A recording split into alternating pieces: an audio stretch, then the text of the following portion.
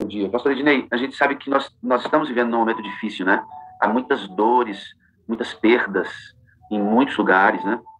Doenças de todos os tipos, pastor, têm assolado o povo de Deus, né? O povo de Deus também. E esse, pastor, é um tempo de oração, né? Nós precisamos orar mais, ter tempo para orar em nossas orações, em nossas reuniões. E nesse momento eu gostaria que o senhor fizesse uma oração de intercessão, pastor, aqui em nossa sala nesse momento. E anote aí, se você puder, gostaria que você lembrasse de orar pela, pela Kelly em agradecimento. A nossa garota está em casa, voltou do hospital. Mais uma vez, de forma miraculosa, o Senhor estancou a hemorragia. Os médicos estão estudando se fazem ou não uma cirurgia para tirar essa parte que tem provocado as hemorragias. Não há uma conclusão ainda nesses estudos. Mas o fato é que ela está em casa, graças a Deus. Agradecer também, pastor, pela vida do Gabriel, que está em casa, com o pastor Cimei. Inclusive, o pastor Cimei está aqui conosco, adorando conosco. Glória a Deus pela vida do Gabriel. Um abraço na família. Orar pela irmã Raquel, porque ela está correndo risco aí com a sua visão, né? Para que Deus faça um milagre mesmo, e dê de volta a visão do olho direito dela e também preserve a visão do olho esquerdo, pastor. Então, na representação dessas três pessoas, eu gostaria que o senhor colocasse todos os pedidos feitos aí no chat. Agora mesmo no YouTube tem um monte de pedidos subindo ali, né? Eu gostaria que o senhor gastasse um tempo em oração conosco agora. Tá bom? Vamos orar intercessora. Vamos lá? Deus te abençoe. Meu querido, esta manhã, um pouco fria para muitos de nós, mas temos aqui a oportunidade de aquecermos o nosso coração nesses momentos especiais de comunhão contigo, através da oração, através da tua palavra, através dos louvores, através desses momentos preciosos aqui, em que, ainda que virtualmente, podemos comungar uns com os outros também, e assim nos fortalecermos mutuamente. Nesta hora, Pai, nos apresentamos na tua presença, diante do teu trono de graça, certos da tua misericórdia que nos aceita, de que nos recebe, confiantes também de que podemos, como diz a tua palavra, suplicar por graça e por socorro em ocasião oportuna, e estas nos serão concedidas.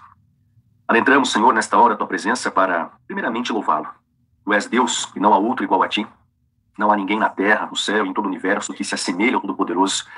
Entendemos que, por muitas vezes, nós nos desviamos dos teus caminhos, fugimos de ti, mas ainda assim o Senhor sempre está por perto, está presente, tem nos auxiliado, tem nos socorrido e, acima de tudo, tem nos salvado, Senhor. Obrigado pelo dom da salvação, obrigado por esta graça e misericórdia que se renovam a cada manhã. Obrigado, Senhor, pelo dom da vida, pelo ar que respiramos, pela saúde que usufruímos, mesmo nesses tempos tão críticos que temos passado. Obrigado porque, a despeito das enfermidades, a despeito das crises e problemas que muitos temos passado, ainda assim o Senhor tem nos sustentado. Queremos aproveitar também, Senhor, esse momento de louvor para agradecer-lhe pelas bênçãos que temos recebido aqui em nossa sala, onde temos visto milagres acontecendo. Te louvamos pela pronta recuperação da nossa irmã Kelly. Já há algum tempo tem travado uma severa luta contra a sua enfermidade, mas o Senhor tem tido misericórdia de sua vida, de sua família, e mais uma vez, com a tua mão poderosa, o Senhor operou um grande milagre na vida de nossa irmã, e rogamos que o Senhor continue sustentando-a pelo seu poder, e ela, nesse momento, receba o abraço do Espírito Santo, o afago para todas as suas dores, o alívio de seu sofrimento, enfim, Pai querido, e em Ti ela sempre se encontre refugiada e segura. Louvamos também pelo milagre na vida do nosso amigo, irmão Gabriel, filho do pastor Cimei. Certamente, Senhor, não é fácil tudo que esta família especial tem passado, mas te louvamos porque a tua mão é poderosa, o Senhor é um Deus de milagres, o Senhor ainda ouve as nossas orações, a tua mão está estendida para salvar. E obrigado, Senhor, por ter operado maravilhosamente na vida do Gabriel, por ele estar se recuperando, e que assim seja, ele continue se recuperando, se restabelecendo, Pai querido, e logo ele esteja 100% bem, recuperado, e disposto para prosseguir com suas rotinas, as suas atividades. Mas, Senhor, queremos também clamar a Ti por todos aqueles que, de alguma forma, ainda não receberam uma resposta, aqueles que ainda estão travando uma luta contra a enfermidade, seja ela qual for. Nosso mundo, Pai, é um mundo doente, é um mundo enfermo, e devido ao pecado, e muitas vezes até mesmo por conta de escolhas nossas, atitudes nossas, hábitos nossos, temos também sofrido consequências dessas escolhas, desses hábitos, mas o mundo em geral está muito enfermo, Senhor. E rogamos por tua misericórdia em favor de todos esses que estão adoecendo, seja em suas casas, nos leitos de hospitais, Senhor. Queremos aqui, de maneira simbólica, rogar pela irmã Raquel e ela representando todos aqueles também que, como ela, estão lutando contra a enfermidade. A irmã Raquel, Senhor, tem tido uma luta com questões relacionadas à sua visão. Por favor, olhe para a tua serva com misericórdia, com amor e com bondade, Pai querido. Visite-a nesse momento e a ela também o afago do Espírito Santo. Ela sinta nesta hora a mão de Jesus segurando a sua bem forte dizendo a ela também, Pai querido, que o Senhor está por perto, a tua graça lhe basta, e em ti ela tem segurança, ela tem poder. E se é para a tua glória, Senhor, por favor, opera um milagre, uma maravilha na vida de nossa irmã Raquel. Estabeleça a sua saúde, que ela fique bem, Pai querido. E que nenhum problema, nenhuma sequela lhe ocorra, Senhor Deus. Por favor, Pai, tenha compaixão de nossa irmã, a sua família também, que nesta hora sofre com toda essa luta. São questões que estão além de nossa capacidade humana. Às vezes, Senhor, estão além da medicina, da ciência humana. Mas Tu és o Deus criador da medicina, Tu és o Deus que criou a ciência, Tu és o dono da sabedoria, de todo o poder existente nesse universo. Aliás, Tu és a fonte da sabedoria e do poder, Senhor. Não há nada impossível para o Senhor.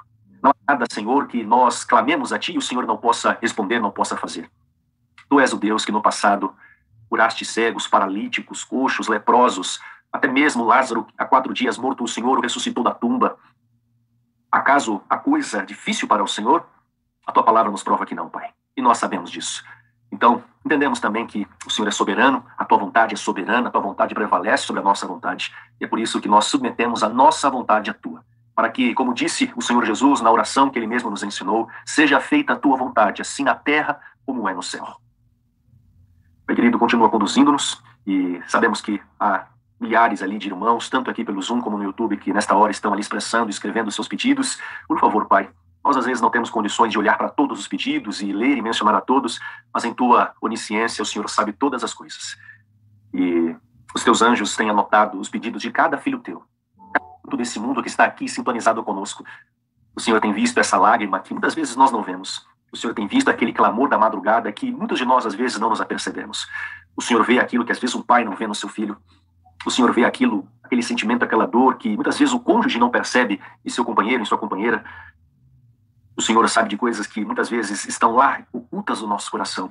Tu conheces nossas mais profundas dores, anseios, nossos sonhos, nossos planos. Mas tudo isso, Senhor, colocamos nas Tuas mãos, para que, como já dissemos, seja feita sempre a Tua vontade. Continue conosco. Nós fazemos esta prece não porque temos algum mérito, não porque somos dignos de nos apresentar diante de Ti, mas fazemos esta oração assinada no nome do nosso grande sumo sacerdote.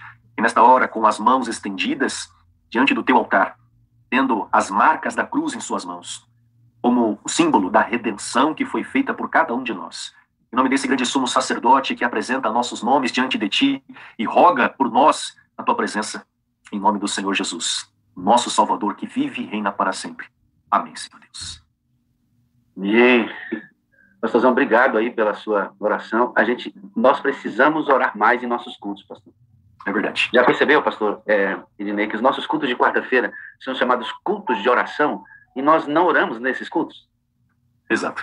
Abrimos o culto com uma oração, depois temos os momentos, meia hora, às vezes até mais em alguns cultos nossos, só de pedido, alguns poucos agradecimentos.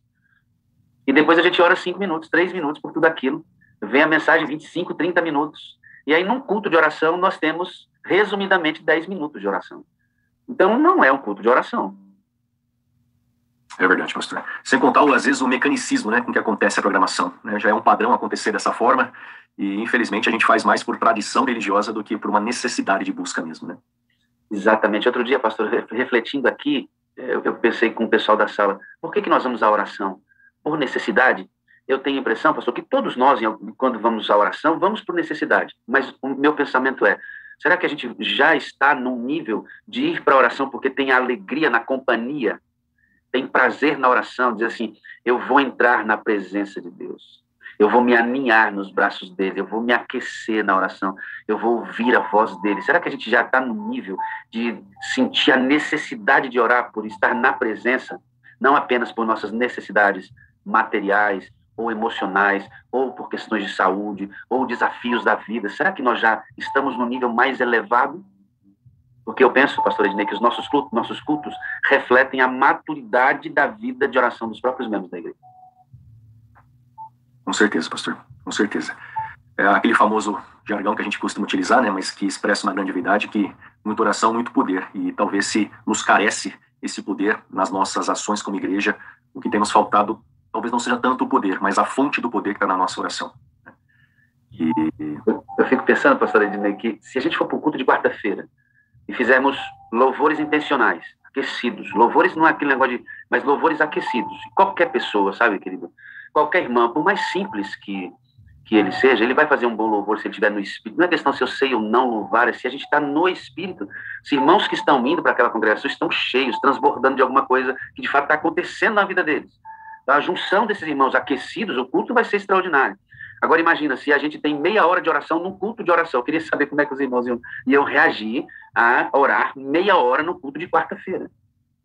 Será como é que a gente reagiria? Irmãos, hoje é o seguinte, nós vamos ter 15 minutos com a meditação, o culto hoje é de oração, nós vamos colocar aqui os pedidos, vamos também realçar os agradecimentos, e em seguida nós vamos nos debruçar em oração. Vamos passar aqui meia hora clamando, citando os nomes, os casos, as casas, meia hora em oração. Como é que será que o nosso povo reagiria? Olha, pastor, eu confesso que eu temo que seja um espanto para muitos. Como falamos, né, estamos tão acostumados com aquela programação já engessada que acontece, né, no nosso curso de oração, que às vezes você percebe, né, quando a oração ela se estende mais do que 5 minutos, na oração de joelhos ali, mesmo na quarta-feira, ou os demais dias de culto, o pessoal já estranha, né, já começa até alguns a se levantarem no meio da oração.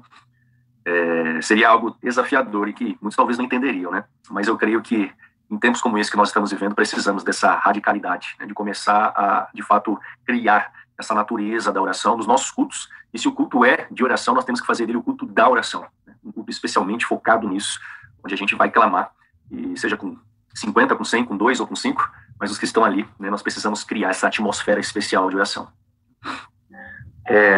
Alguns podem estar pensando assim, mas, pastor, a oração longa não é para o lugar secreto? Ok, a oração longa é para o lugar secreto. Na liturgia normal do culto, creio que as nossas orações devam ser específicas, pontuais. Mas eu estou falando de um culto que é de oração. Nós vamos para aquele culto para orar. Então, presume-se que nós vamos gastar mais tempo com oração. Mas se você, mas vamos orar meia hora. Amado, não precisa ser meia hora, 30 minutos contínuos. Ora 10, faz um louvor, ora mais 10. Tem que ser de oração. Aí os irmãos mais velhos, eles não conseguem ficar ajoelhados por muito tempo. Quem é que disse que ele tem que estar ajoelhado? É verdade. Ajoelha quem pode. Se o irmão não pode, fica sentadinho, faz a oração dele assentado. Você pode ajoelhar, você ajoelha. Essas formas não tem... Deus não se preocupa com essas coisas. Então a gente precisava pensar nessa questão de orar mais. Pastor Fabiano, abre sua imagem aí, por gentileza. Eu preciso chamá-lo aqui para estar conosco nesse momento aqui. Muito Olá, bem. Pastor, bom dia. Bom dia, querido. Tudo jóia? Como é que está o senhor? Estamos bem, graças a Deus. Amém. Pastor Fabiano, o senhor trabalha onde hoje? É casado? Como é que é aí o seu ministério? Sim, nós estamos aqui na região de Recife, de uma forma mais específica. Eu sou pastor de uma cidade chamada Carpina, uma cidade do interior, que faz parte da região metropolitana. Hoje nós estamos aqui com aproximadamente 15 igrejas, aproximadamente porque tem uma nova igreja surgindo. Eu estou aqui já há 4 anos, tem sido uma bênção. Sou casado, minha esposa é a irmã Suzana, tem sido uma bênção também aqui para o nosso ministério. Nós não temos filhos ainda, pedimos que vocês possam orar por esse propósito. E estamos aqui buscando abreviar a volta de Cristo, pregando o Evangelho e buscando o batismo do Espírito a cada manhã, a cada dia. Amém. Deus seja louvado. Pastorzão, vamos orar aí para sua esposa ficar grávida. Vocês precisam trabalhar fortes em ação e o Papai do Céu vai abençoar. Amém, querido? Pastor Fabiano, que Deus te use, amigo, de forma poderosa nessa mensagem de hoje, tá bom? Eu vou colocar aqui mais uma oração em seu favor. Querido Deus, abençoa o pastor Fabiano. Vai trazer a mensagem agora. Abrir a Bíblia. Espírito Santo, nós já requeremos o teu batismo aqui essa manhã, em todos os pontos dessa manhã. Todos que acordaram estão buscando o Senhor na madrugada. Pastor Fabiano é um vaso apenas, um transmissor, um conduto. Ao ele pregar, ó Deus, que a mensagem dele venha ao nosso coração, a nossa necessidade, pelo poder do Espírito Santo, que tem toda a condição de ressignificar essa mensagem. Usa o teu servo, pastor Fabiano. Usa-o. Em nome de Jesus. Amém. Pastor, Deus te use poderosamente, tá? Amém, amém. Primeiramente, agradecer, pastor Wagner, pelo convite de poder abrir e compartilhar a palavra de Deus aqui com os nossos queridos irmãos, espalhados por tantos lugares. Nossa gratidão aí pelo convite, pela oportunidade de falar da palavra do Senhor. Eu queria, nesse momento, fazer uma projeção. Vou pedir sua ajuda, pastor. Me ajuda aí só para saber se vai dar certinho para quem está em casa.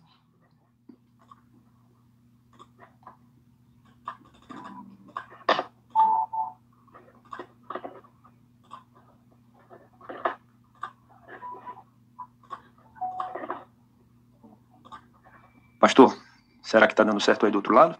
Está bem, pastor. Você só precisa ir na tacinha e ampliar só. Pronto, agora. Perfeito. Ok. Queridos, pensando no que falar para esse momento, eu recapitulei um dos sermões que me chamou muita atenção, ainda ali no período do teológico, uma mensagem que me tocou o coração algum tempo atrás, e eu resgatei. Na verdade, aqui é fruto de algumas notações e algumas coisas que a gente foi registrando. E o contexto de hoje, o tema de hoje, é a moeda na boca do peixe. Na verdade, nós iremos estudar sobre um tema em específico, que é sobre milagres. Milagres. E por que milagres? Nós temos, diante dessa pandemia, vivenciado tantas situações adversas, não é mesmo? E a cada manhã a gente vai acompanhando aqui a sala, tanto quanto no YouTube, e a gente percebe quantas pessoas buscam clamar a Deus, interceder e pedir intercessão também, ou por si ou por alguém. E muitas vezes são necessidades que, para que aconteçam, por vezes percebemos que precisamos até mesmo de um tipo de milagre, de alguma intervenção da parte de Deus. Então nós iremos falar sobre isso agora. Bom, o texto que nós iremos precisar usar para entendermos o propósito da mensagem nessa manhã é este aqui, ó. Mateus, capítulo 17, São Mateus, capítulo 17, a partir do verso 24. São Mateus, capítulo 17, a partir do verso 24. Eu queria fazer, mais uma vez, uma breve oração com você, e logo depois nós iremos fazer a leitura do texto, tá bom? Então, onde você estiver, da forma que estiver, se possível, feche os olhos e vamos falar com o nosso Deus. Oremos. Santo Deus e Pai, te agradecemos pelo despertar para amanhã de mais um dia. Nós estamos aqui, Senhor, e a Tua palavra está aberta. Que o Senhor fale ao nosso coração e que o propósito da mensagem de hoje seja alcançado e que, desta forma, que o Senhor fortaleça os nossos músculos espirituais para darmos sequência à jornada da nossa vida. É o que nós oramos, é assim que te pedimos e fazemos em nome de Jesus. Amém. Queridos, o texto bíblico diz o seguinte: quando Jesus e seus discípulos chegaram a Cafarnaum, os coletores do imposto de 2 dracmas vieram a Pedro e perguntaram: o mestre de vocês não paga o imposto do templo? Aí no verso 25, a Bíblia traz a resposta de Pedro. Olha só a resposta dele. Sim, paga, respondeu ele. Quando Pedro entrou na casa, Jesus foi o primeiro a falar, perguntando-lhe: o que você acha, Simão? De quem os reis da terra cobram tributos ou impostos? Dos seus próprios filhos ou dos outros? Verso 26, dos outros, respondeu Pedro. Disse-lhe Jesus: então os filhos estão isentos. Verso 27, mas para que não os escandalizemos, vá ao mar e jogue o anzol. Tire o primeiro peixe que você pegar, abra-lhe a boca e você encontrará uma moeda de 4 dracmas. E aí termina dizendo assim, ó: pegue-a e entregue-a a eles para pagar o imposto por mim e por ti, ou seja, por você mesmo. Ok? Se você puder deixar a sua Bíblia abertinha aí, vai ser muito propício que isso aconteça, porque a gente vai aprender aqui algumas coisas. Queridos, na verdade, algumas informações introdutórias. Por exemplo, eu não sei quantas vezes você já havia lido esse texto, mas eu queria dizer para você que esse texto é um texto que não é tão fácil de ser compreendido. Por quê? Porque ele vem trazendo muitos detalhes. E se a gente não consegue entender esses detalhes, a gente não vai conseguir entender o propósito final da mensagem ao estudar essa perícope. Então, eu vou trazer aqui para vocês alguns detalhes introdutórios e logo depois a gente vai para o desenvolvimento e fechar aí a nossa reflexão. Uma coisa importante aqui para esse início é o seguinte: se eu perguntasse para você assim, ó, quantos milagres Jesus operou quando ele esteve desenvolvendo o seu ministério e que estão registrados na Bíblia, ou seja, entre os evangelhos? Você saberia me informar quantos milagres Jesus realizou e que estão registrados na palavra de Deus entre os evangelhos? Talvez a maioria aqui não tenha essa precisão e eu vou trazer essa informação para você. Jesus realizou 35 milagres ao longo dos evangelhos. 35 milagres. E este milagre, em específico, é um milagre que ele vem trazendo alguns personagens. O primeiro personagem deste milagre, que é um dos 35 registrados na palavra de Deus entre os evangelhos, traz como destaque, primeira coisa, ele menciona o mar. E que mar é esse? A Bíblia explica, é o mar da Galileia. Por que Mar da Galileia? Há esse destaque neste texto pelo seguinte: o Mar da Galileia era onde ficava a casa de Pedro, ali à margem de Cafarnaum. Então, Pedro tinha sua residência fixa próxima ao Mar da Galileia. E era justamente ali na casa de Pedro que, por vezes, quando precisava, Jesus ele fazia aquele pit stop, aquela parada de descanso para recarregar as energias físicas, para dar sequência ao curso do seu ministério. Porém, a Bíblia também fala sobre o próprio Pedro. E além do mar, então, a Bíblia destaca o personagem para essa história, que é Pedro. E o interessante é que, quando a gente analisa a história dos discípulos, Pedro, ele parece que é alguém diferenciado. E também os discípulos, eles parecem que eles tinham algum tipo de inveja de Pedro. Pedro, na verdade, ele era alguém diferente, por exemplo, por conta da sua personalidade. Eu não sei, pastor Wagner, se eu estou falando aqui, nesse momento, para alguém que tem uma personalidade semelhante à personalidade do apóstolo Pedro. Pedro era aquela pessoa que, muitas vezes, ele fazia as coisas antes de pensar. A língua de Pedro, muitas vezes, era mais rápida do que o seu raciocínio, do que a sua mente. Pedro falava as coisas, por vezes, e só depois ele vinha racionalizar aquilo que ele pensou. Este era Pedro. Eu não sei se eu estou apresentando este contexto da história de hoje para alguém que é uma pessoa que tem uma personalidade ou algumas características semelhantes à do apóstolo Pedro. A Bíblia diz, então, que Pedro, que é o personagem juntamente com Cristo nessa história, em destaque, ele foi beneficiado na Bíblia através de 5 milagres. E eu queria recapitular com você sobre os milagres ao qual diretamente Pedro foi beneficiado. O primeiro desses 5 milagres é esse aqui, ó. A cura da sogra de Pedro. Esse foi o primeiro milagre ao qual Pedro foi beneficiado, volto a dizer, diretamente. Existe um pensamento, queridos, na verdade é como se fosse uma brincadeira aqui entre os teólogos, os estudantes, né, da Bíblia, onde eles começam a comentar o seguinte, de uma forma assim bem cômica, né? Será que Pedro realmente foi beneficiado com a cura da sua sogra? Alguns até mesmo dizem assim, ó, talvez foi por isso que Pedro negou a Jesus, porque Pedro, ele curou a sua sogra. Mas aqui é só uma brincadeira, né? Sempre falam aí das sogras, mas tem sogra que é uma bênção. Na maioria das vezes, as sogras com o temor de Deus no coração, e muitas delas mulheres sinceras, que buscam fazer o melhor para que Deus possa abençoar a família, a vida, o esposo, enfim, mulheres de oração. Minha sogra, por exemplo, é uma bênção, é possível que ela esteja aqui conosco, e no caso aqui de Pedro, de fato foi um milagre. Esse é o primeiro milagre em destaque. O segundo milagre foi esse outro aqui, ó. Esse outro milagre. A pesca maravilhosa.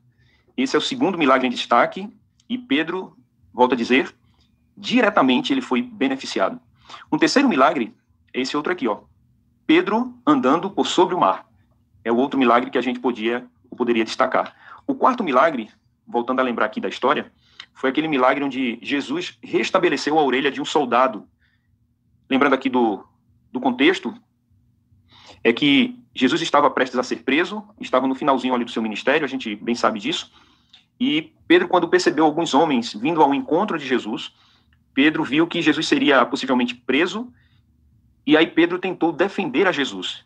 Ele puxou a espada, há um comentário que ele quis acertar o pescoço do soldado, mas ele errou a pontaria e acertou a orelha do soldado. Então ele tirou a orelha do lugar, a orelha de Malco é o nome do soldado, e com isso, ao ver a cena, Jesus, ele restabeleceu a orelha daquele soldado. E esse foi o quarto milagre, então, ao qual Pedro foi beneficiado. Isso entre os evangelhos. Porém, existe um quinto milagre, que está agora no livro de Atos, onde Pedro também foi beneficiado. E aqui eu me refiro, a Bíblia apresenta também isso, que é justamente quando Pedro foi liberto da prisão.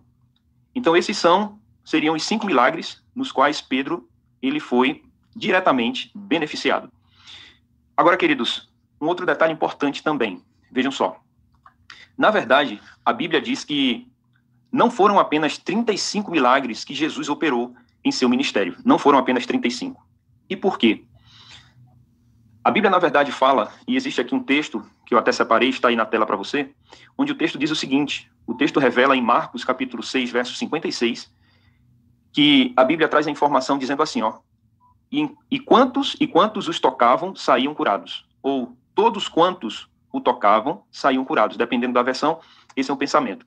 Ou seja, a Bíblia apresenta a verdade de que Jesus, ele curou muitas outras pessoas. Na verdade, nós não sabemos, foram milagres assim quase que incontáveis, foram muitos milagres.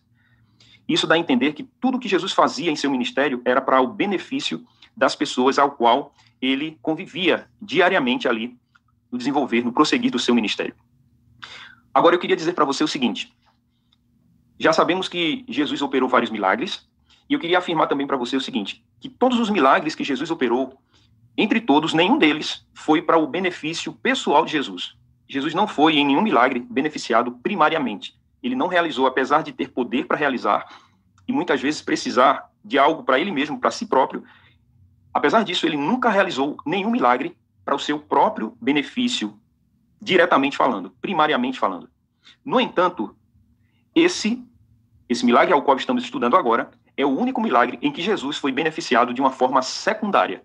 Volto a dizer, ele nunca operou nenhum milagre porque ele quis se beneficiar. Só que nesse contexto aqui, você vai entender isso, esse milagre precisou acontecer, e Jesus, uma vez que operou o milagre, indiretamente, secundariamente, ele terminou sendo beneficiado. Você vai entender um pouquinho lá na frente o porquê que eu estou colocando essas palavras e essa afirmativa para você. Queridos, eu queria que vocês lessem do texto que nós lemos há minutos atrás, o verso 27, e principalmente a segunda parte desse verso. Eu queria que você acompanhasse juntamente comigo aí o que a Bíblia diz. Olha só, se você puder aí voltar a consultar sua Bíblia, a Bíblia diz assim, ó. Mas, para que não os escandalizemos, vai ao mar, lança o anzol e tira o primeiro peixe que você fisgar. E aí Jesus continua dando uma ordem, dizendo assim, ó, e abrindo-lhe a boca, encontrarás um estáter, ou uma moeda, não sei como é que está aí na sua versão, e ele conclui dando a seguinte ordem, pegue-a e pague o imposto do templo por ti e por mim. Ou seja, Jesus deu uma ordem para Pedro, Pedro precisava cumprir a ordem, e foi uma necessidade diante de um problema que o próprio Pedro criou, já vou explicar isso aqui também, e se ele quisesse que o milagre passasse a acontecer, ele, Pedro, ele precisaria obedecer à ordem de Jesus, para que o que Pedro precisava, diante de um problema que ele gerou para Jesus, fizesse então, diante do cumprimento da ordem, com que esse milagre acontecesse, e ele seria beneficiado diretamente, Pedro, mas ele, secundariamente, terminaria também beneficiando a Cristo. Dando prosseguimento aqui ao nosso estudo, entendam, além do detalhe em que Pedro e Jesus foram beneficiados, eu queria que vocês entendessem também outras coisas. Vejam, detalhe. Vocês perceberam na leitura do texto que esse é o único milagre que envolve apenas um peixe? Esse milagre dessa história é o único milagre nos evangelhos que envolve apenas um peixe.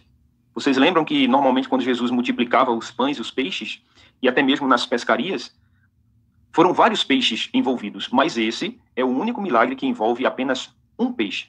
Outro detalhe. Vocês também perceberam que esta é a única pesca com anzol? É a única pesca com anzol que é contada na Bíblia. Por quê? Relembrando, normalmente, nos relatos bíblicos, os discípulos sempre pescavam com redes.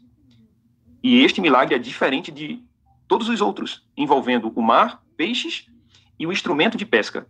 Eram redes, mas esse aqui, em específico, foi com anzol. Agora, um último detalhe para esse momento. Queridos, vocês talvez perceberam que este é o único milagre de Jesus onde o milagre ele não foi contado? Vocês percebem isso? Eu queria voltar à leitura do texto com você, e eu queria que você acompanhasse aí esse detalhe quando diz assim, ó, presta atenção. Mas para que não os escandalizemos, vai ao mar, lança o anzol, tira o primeiro peixe que subir, e abrindo-lhe a boca, encontrarás um estáter, ou uma moeda. Aí ele continua dizendo e terminando assim, ó, toma-o e dai-o por mim e por ti. Ou seja, se você perceber, aqui não diz, no final do texto, que o milagre aconteceu. Você percebeu? Aqui diz que Jesus deu uma ordem, mas aqui não traz a afirmativa de que, de fato, o milagre aconteceu. E a partir daqui eu queria fazer algumas perguntas para você. Primeira pergunta. Por que você acha que Mateus, o evangelista São Mateus, ele não contou ou não afirmou que o milagre aconteceu? Por que será? Será que foi por acaso? Talvez eu esteja falando para alguém nessa manhã que está também aguardando um milagre.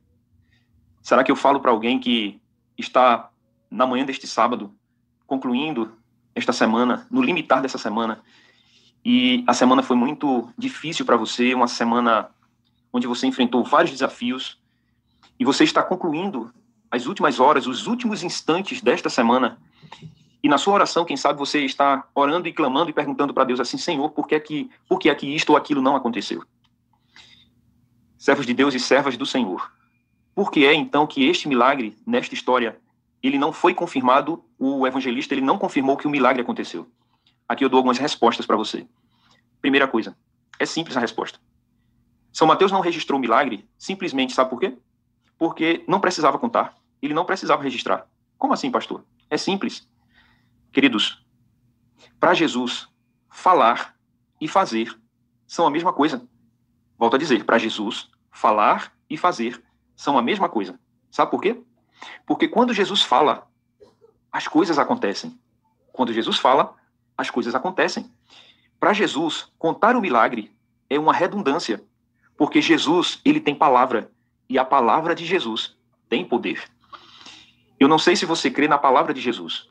Eu não sei se você confia e acredita no poder de Jesus.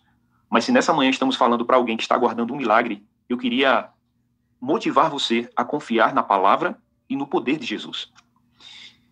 Eu vou tentar detalhar para vocês aqui, e a gente já está se encaminhando para o segundo bloco da nossa mensagem, mas eu queria dizer para vocês a importância dessa moeda. Eu queria falar um pouquinho sobre isso. Vejam, o que significou, o que significava o imposto das 2 dracmas?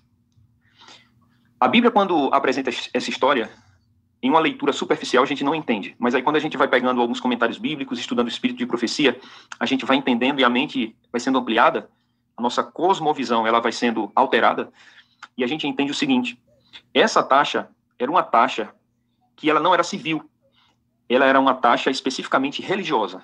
Em palavras simples, vamos contextualizar os nossos dias. Digamos que você vai à sua igreja e, de repente, você percebe ao entrar na igreja que o ventilador da igreja quebrou, que o som não está funcionando direito, que o projetor da igreja ele não está tão nítido como deveria estar, que alguma coisa não está funcionando bem, materialmente falando. E aí, para que serviria essa taxa na época de Jesus se ela fosse cobrada em nossos dias? Para a manutenção do templo.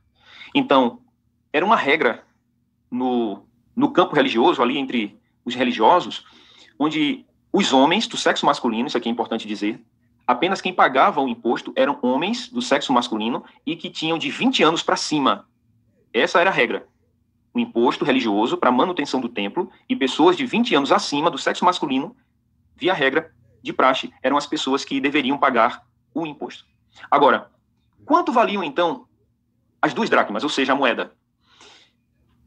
Equivalia a 2 dias de trabalhos de um camponês. Ou seja, em nossa linguagem atual, é como se fosse a diária de alguém que estava prestando algum tipo de serviço. Era uma diária. E sabe o que isso nos revela? Isso nos revela o seguinte: isso ressalta a extrema pobreza de Jesus. Jesus era alguém que era pobre, era um homem simples. Na verdade, Jesus nunca se envolveu pessoalmente com dinheiro, com a parte financeira.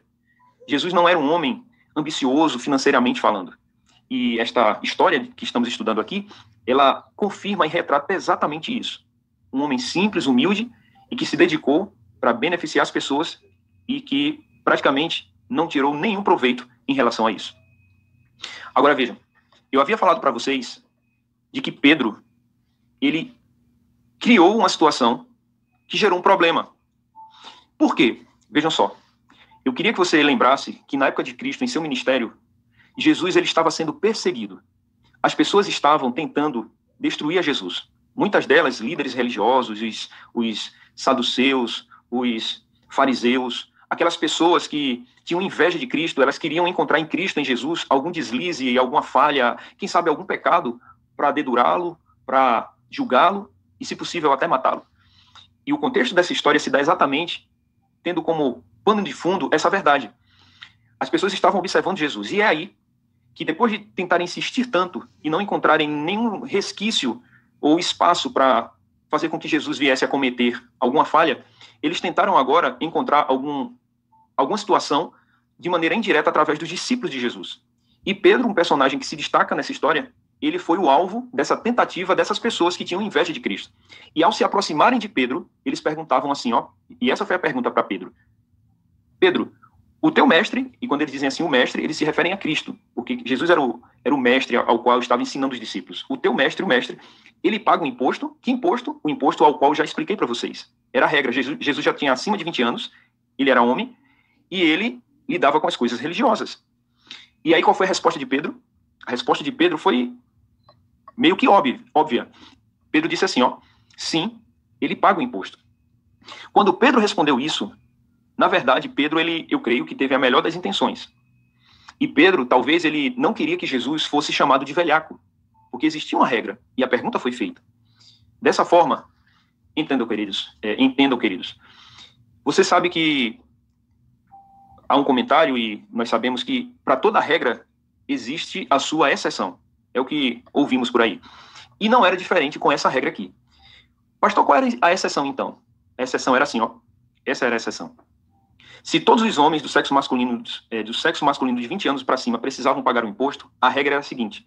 Era considerado que qualquer pessoa, qualquer homem, que fosse considerado mestre, profeta ou rabi, essa pessoa, sendo assim considerada, ela não precisaria pagar este imposto. Por quê? Porque essa pessoa era uma exceção na regra. Então, presta atenção. Olha só o problema que Pedro criou para Jesus. Pedro disse que Jesus pagava o imposto. Talvez ele foi bem intencionado, mas depois ele percebeu um problema.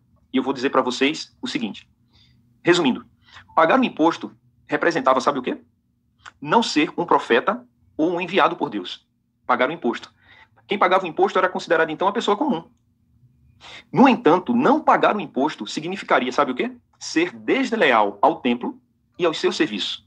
E aqui está o problema. Por quê? Quando Pedro disse assim, ó, sim, Jesus paga o imposto. O meu mestre, ele paga o imposto. Pedro estava dizendo assim, ele é fiel, Jesus é fiel, então ele paga o imposto. Mas em contrapartida, Jesus, a partir daí, ele corria o risco de não ser mais considerado nem mestre, nem profeta e nem rabi. Por quê? Porque quem não pagava o imposto era considerado mestre, profeta e rabi. E Pedro fez totalmente o contrário daquilo que Jesus era. Jesus, sim, ele era mestre, ele era profeta e ele era rabi. Por que eu estou me demorando tanto nesse ponto aqui? Por que tantas informações? As informações que eu estou tentando colocar para você é para tentar fazer você pensar e aplicar uma lição espiritual na minha e na tua vida. Queridos, sabe o que eu acho interessante? Muitas vezes nós também nos comportamos como Pedro. Sabe por quê? Seja sincero com você mesmo. Às vezes nós criamos problemas para Jesus. Pedro criou um problema para Jesus. Sem querer, mas ele criou um problema para Jesus. Talvez eu esteja falando para alguém aqui nesse momento que ao longo dessa semana, talvez até sem querer, gerou um problema para Jesus.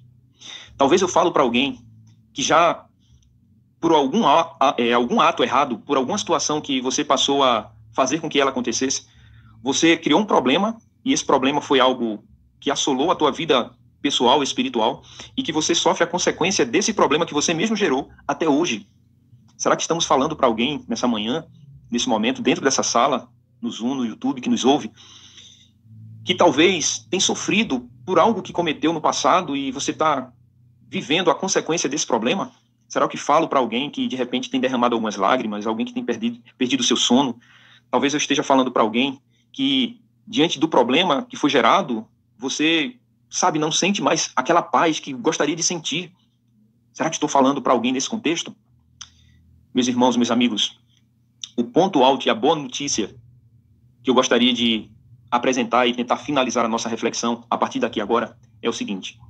Eu apresentei várias informações introdutórias, tentei desenvolver aqui o nosso tema, e talvez você não venha lembrar, guardar na sua mente, tudo o que você ouviu até aqui. Mas eu queria chamar a sua atenção para essa última parte da nossa reflexão. Se você não lembrar de nada do que eu falei até aqui, eu queria que você não esquecesse, se possível, do que será falado a partir de agora. Vejam só. Jesus, ele passou a enfrentar um problema que foi criado para ele. E como foi que Jesus resolveu esse problema? Sabe como foi? Pagando o imposto.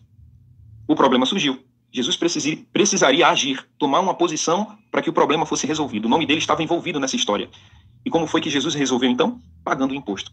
Mas, pastor, se ele pagou o imposto, o problema continuou. Não, eu vou explicar por quê. Vejam só. Quando Jesus pagou o imposto, por um lado, de fato ele foi leal ao templo, às atividades do templo. Era a regra. Por outro lado, através do milagre, porque isso aqui foi um milagre, vocês viram o grau de dificuldade que havia para que essa moeda ela fosse fisgada e retirada da boca do peixe? Vejam, um único peixe, a única pesca com um anzol, e apenas um peixe naquele imenso mar, apenas um, era o peixe que Pedro deveria, ao lançar um anzol, fisgar e pescar. Isso aqui seria um milagre. E ninguém, até então, pagou o imposto do templo dessa maneira. Então vejam, se por um lado Jesus foi leal ao templo, por outro lado, através do milagre, ele revela, sabe o quê? A sua origem divina. Ninguém até então havia pago o imposto, através do milagre. Jesus, então, ele foi diferenciado. Foi alguém que resolveu o problema de uma maneira onde nenhum outro homem havia imaginado ou teve a capacidade para que isso acontecesse. Porém, eu queria perguntar também o seguinte para você. Onde está o milagre nessa história? Onde está o milagre? E eu queria colocar você para pensar. Algumas sugestões. Seria a moeda na boca do peixe um milagre? O que é que você acha? Eu queria dizer para você que não seria a moeda na boca do peixe um milagre. Outra pergunta. Pedro fisgar o peixe com a moeda, com aquela única moeda, esse seria um milagre? Resposta, talvez. A moeda ser o valor exato que Jesus disse, está aí o milagre? Resposta, existe alguma possibilidade. Agora, ser o primeiro peixe a ser fisgado com um anzol, é aí que está concentrado o milagre? Resposta, existe alguma probabilidade. Pastor, deixa de dificultar e responde logo. Tá bom, vamos lá. Onde está o milagre, então? Resposta, o milagre, queridos, está na conjunção, na conjectura de todos esses fatores. Tudo isso que perguntei faz parte do milagre, e não apenas um aspecto. O milagre, na verdade, ele envolveu 2 atributos, pelo menos, de Deus, exercido por Jesus. Você sabe que Jesus ele tem alguns atributos. Ele tem algumas coisas que nós não temos, por sermos limitados e pecadores. E um desses atributos era exatamente a sua onipotência. Jesus estava ali como alguém que era onipotente. Jesus tinha poder para fazer todas as coisas, e ele exerceu, para que o milagre acontecesse, este atributo. O segundo atributo foi a sua presciência. O que é a presciência? Diferente da onisciência, a onisciência tem muito a ver com aquilo que Deus sabe da nossa vida em relação ao nosso passado e em relação ao nosso presente.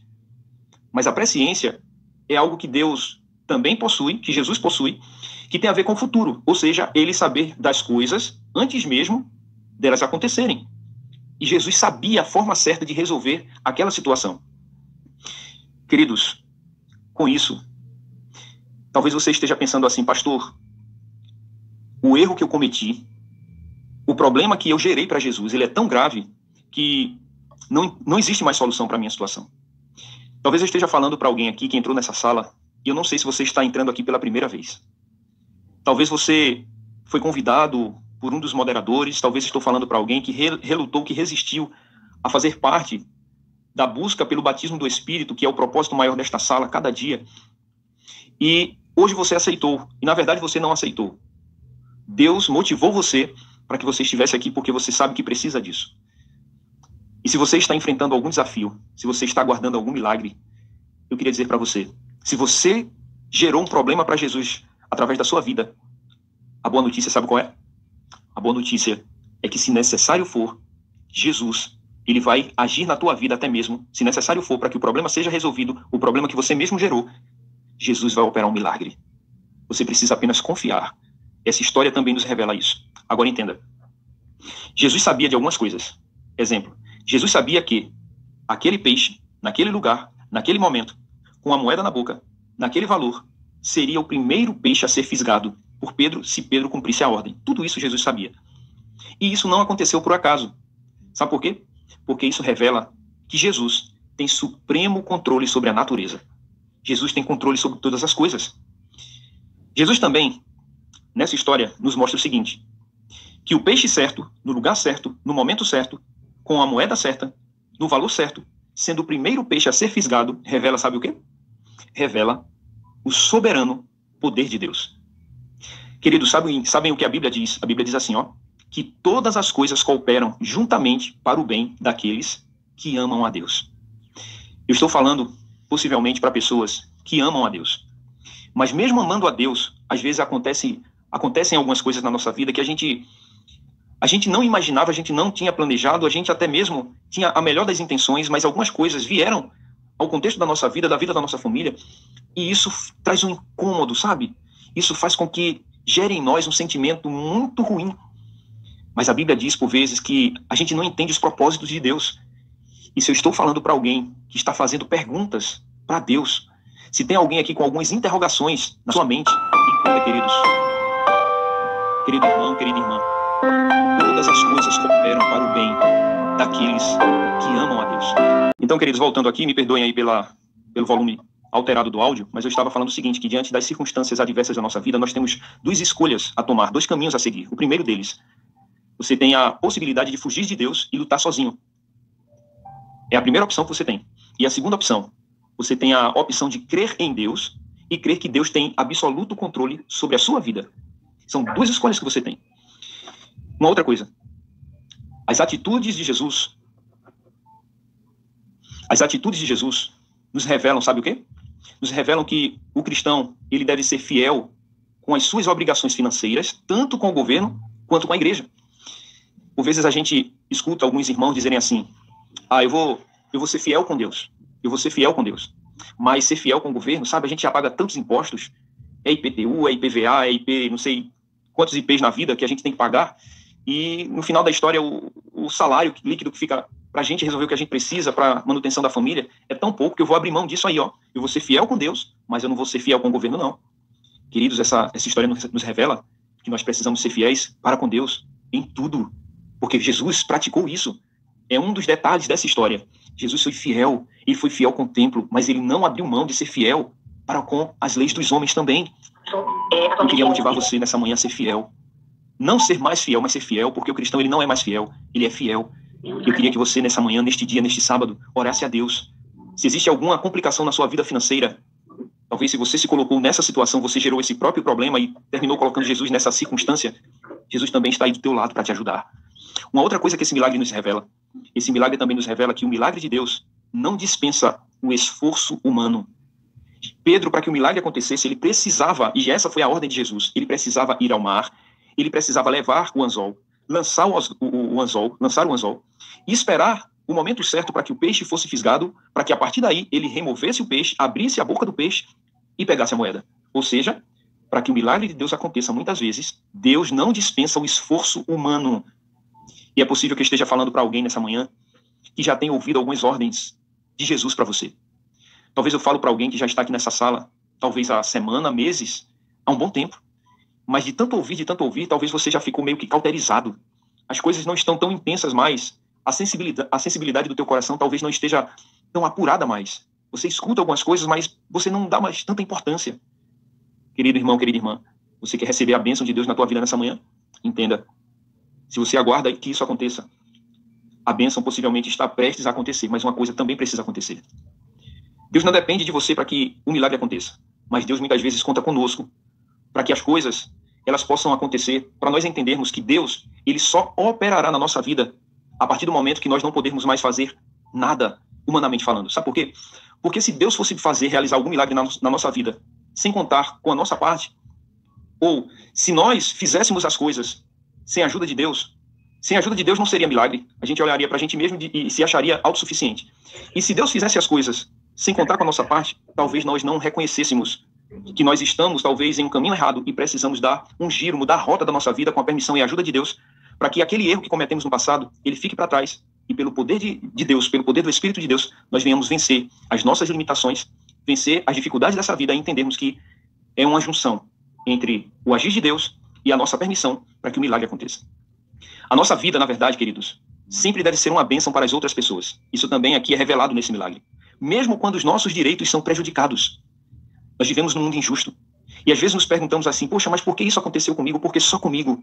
Queridos irmãos, Jesus precisou pagar o imposto. Ele era mestre, profeta e rabi.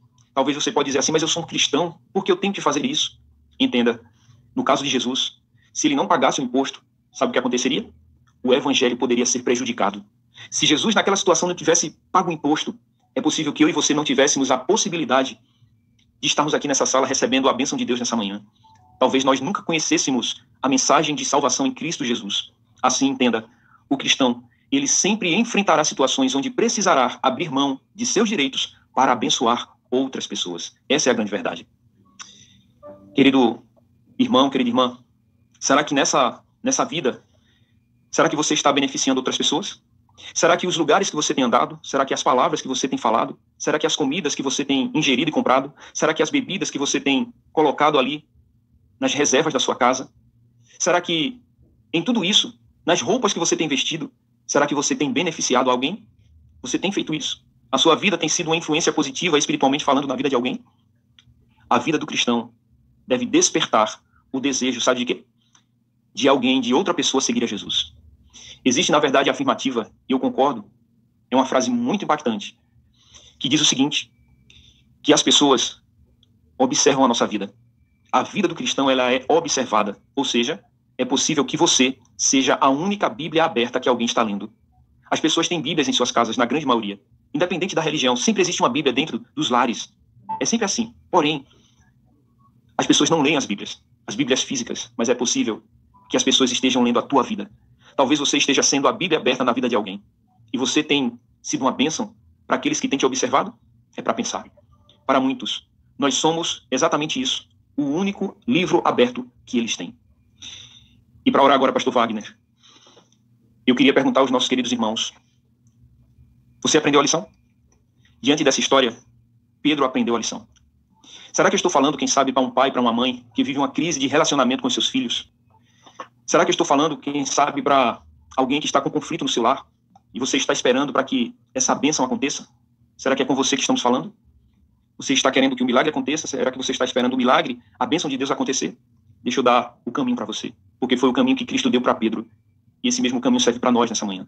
Se você está em uma situação semelhante a esta, o conselho que eu daria, porque é o conselho de Cristo para a tua vida, sabe qual é? Você é inteligente, você vai entender.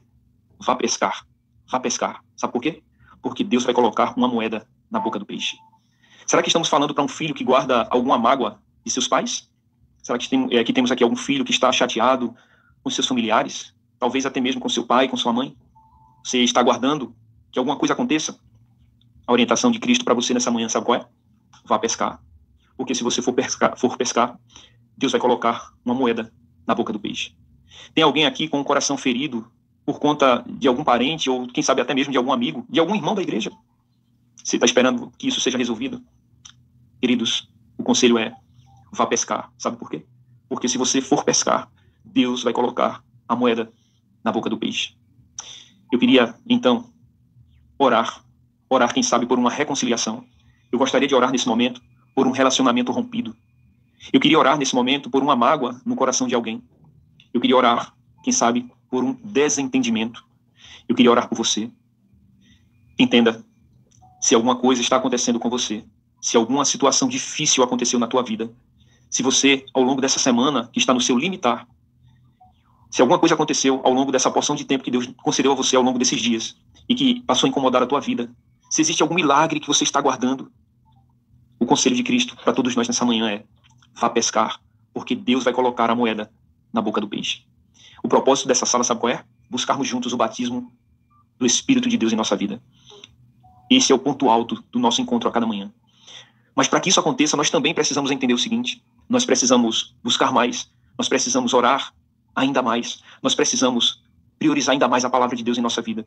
Nós precisamos buscar fazer aquilo que nunca fizemos, não pelos nossos próprios méritos, força ou entendimento, não através do nosso currículo, mas através do poder do Espírito. Deus deseja mudar a tua história. Deus deseja mudar a rota da tua vida. Deus, Ele está aqui nesta manhã. Ainda que você não confie em si mesmo mais, talvez falamos para alguém que já errou tantas vezes, que quando olha para si, sente um desgosto de si mesmo. Talvez você não confia mais em si. Talvez você não tenha mais motivação espiritual para dar sequência ao curso da tua caminhada cristã. Mas entenda, existe o Espírito de Deus aí do teu lado. Existe um anjo poderoso aí colocando a mão no teu ombro. Sabe para quê? Para que você entenda que você não é um caso perdido. Pedro não se tornou um caso perdido. Jesus mostrou que o problema que Pedro criou, o problema que aparentemente precisava de um milagre, foi resolvido como? Através de um milagre. E se é um milagre que você precisa, se é de um milagre que você depende, o milagre poderá acontecer no momento certo, com os recursos certos e de acordo com a vontade de Deus, para o propósito maior. Sabe para quê? Para a tua salvação. E se você deseja receber essa bênção, se você aguarda esse milagre, se você confia na ordem de Jesus, no poder de Deus, eu queria que você, nesse momento, na medida do possível, onde você estiver agora, fechasse os olhos, porque eu gostaria de concluir o nosso momento aqui do estudo bíblico com uma oração. Podemos orar? Vamos orar a Deus. Santo Deus e Pai, aqui estamos, Senhor, e nesse instante, nós queremos reconhecer que muitas vezes a nossa vida, talvez assim como está hoje, enfrenta desafios e problemas que, por vezes, somos nós mesmos que criamos. Infelizmente, ainda com a nossa natureza pecaminosa, com a nossa inclinação para aquilo que é mal, muitas vezes nós fugimos dos planos e dos braços, das mãos de Deus. E todas as vezes que isso acontece, o resultado é sofrimento, é tristeza, são lágrimas, noites mal dormidas, sono perdido, inquietude, angústia e até mesmo sentimento de solidão. Mas, Pai, a boa notícia ao estudarmos essa história é que, apesar de Pedro ter criado um problema para Jesus, Pedro não pensou naquilo que fez com que fosse um problema para Jesus. Mas Pedro, através da tua graça, da graça de Cristo, ele viu Jesus operar em sua vida e um milagre aconteceu. Senhor, nós não merecemos recebermos do Senhor os teus milagres. Mas nós clamamos nessa manhã, não é por algo que merecemos. Nós clamamos pela graça do Senhor em nossa vida. Pai, se tem alguém aqui que estava prestes a cometer alguma coisa extrema, talvez até mesmo tirar a sua própria vida por algo que cometeu e que o levou ao extremo, ao fundo do poço, Senhor, que o teu manto de graça venha revestir esse teu filho, essa tua filha, esse teu servo, essa tua serva, para que ela possa sentir a paz em seu coração, aquela paz que a mente humana não consegue entender, mas que excede todo o entendimento, para que nós possamos segurar nas mãos do Senhor e caminhar, apesar ainda das dificuldades que ainda iremos enfrentar, porque Jesus disse assim que no mundo teremos aflições, mas nós devemos ter bom ânimo, porque assim como Ele, nós podemos vencer o mundo. Então eu quero colocar, Senhor, todas essas pessoas em tuas mãos e orar, acima de tudo, para que nós possamos permitir que o batismo do Espírito seja uma realidade em nossa vida e é dessa forma que nossa vida esteja sendo projetada para vivermos a eternidade ao lado de Deus. Continua a abençoar o pastor Wagner, a cada moderador, a cada pastor que venha deixar sua contribuição espiritual aqui nesta sala, mas alcança cada família que está representada e ouvindo ainda essa oração. É o nosso desejo, é assim que oramos e o fazemos, pelos méritos do sangue de Jesus vertido na cruz do Calvário. É assim que oramos. E se você crê, você digita ou diz o quê? Amém. Obrigado, pastor. Eu aqui ouvindo o senhor e pensando comigo, né? Rapaz, mas eu dou trabalho para Deus. Meu pai. Eu sou um desses Pedros aí, querido, que Deus toda hora tem que dar um jeito de encontrar recursos e meios para salvar a minha vida, né? Enquanto nós tivermos a natureza pecaminosa, nós teremos um grande desafio para Deus. Não tem jeito. Você que está me ouvindo aqui nunca escapou de Deus. Você que está me ouvindo aqui nunca planejou se ausentar da presença de Deus intencionalmente. Quem aqui nunca fez isso? Hã? Mesmo sabendo que Deus, Ele não é o melhor recurso. Deus não é o melhor recurso. Deus é o único recurso. Quando eu digo que Deus é o melhor, eu comparo Deus com alguma coisa que pode ser, de repente, utilizada. Mas Deus, queridos, é o único recurso que a gente tem. E como esse danadinho desse Pedro aí, a gente dá trabalho para Deus.